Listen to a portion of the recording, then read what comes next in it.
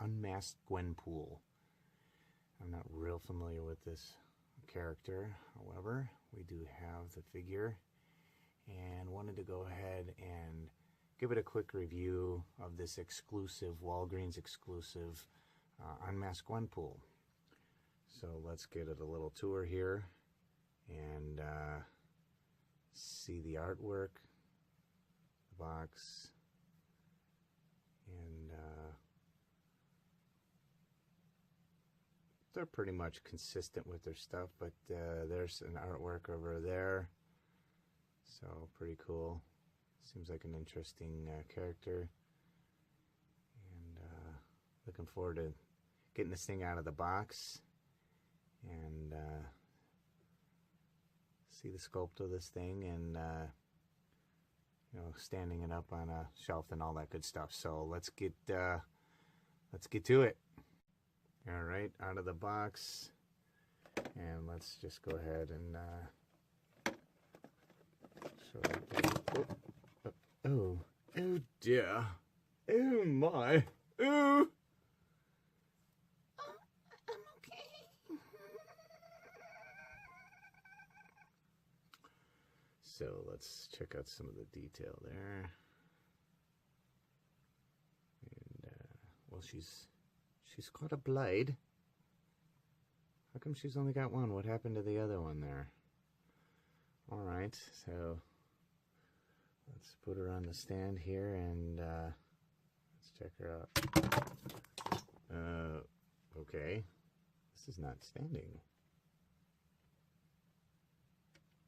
Wow. Funko does it again. Seriously? Great figure there, guys. It's literally way too top heavy. It won't even stand. And this is what, it was 11 something in the store for this thing, and it seriously will not. Let's see if we can get it to stand. Fail. Let's try it again in any direction. This is pathetic. Fail. Can we get it to stand ever? Let's see if we can.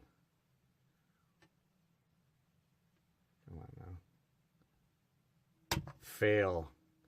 Well, this is the only way apparently you're able to display Gwenpool.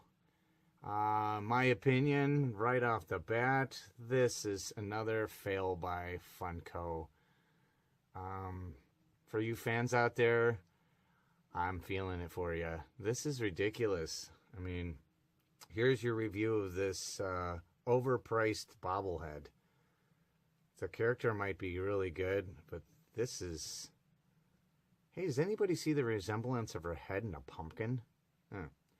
Anyways, I have to say that very disappointing. The body sculpt and stuff's, you know, cool. It's goes right with that animation character, but the fact that it won't stand, it just, that's a problem. Okay. Wow.